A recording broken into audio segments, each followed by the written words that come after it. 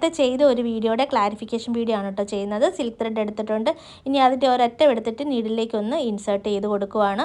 ഞാൻ എടുത്തിരിക്കുന്ന needle number 9 ആണ് കേട്ടോ. നമുക്കിനി എത്രത്തോളം ലെങ്ത്തിൽ ത്രെഡ് വേണോ അത്രത്തോളം ഒന്ന് വലിച്ചെടുക്കുക. അപ്പം നീഡിൽ വരുന്നത് ഈ ഒരു രീതിയിലായിരിക്കും.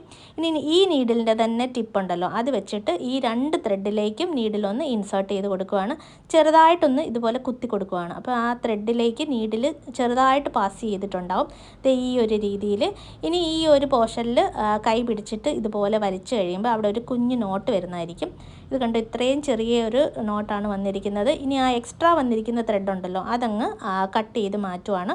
മാറ്റിയിട്ട് നമുക്ക് നീഡിലേക്ക് ഇതുപോലെ പിടിച്ചിട്ട് ഒരു ത്രെഡ് ഇതുപോലെ വലിച്ചു കഴിയുമ്പോൾ ആ നോട്ട് പാസ് ചെയ്യുന്ന ഭാഗമില്ലേ അവിടെ വരുമ്പോൾ ഒരു എക്സ്ട്രാ സ്ട്രാൻഡ്സും കൂടെ വരുന്നതാണ്.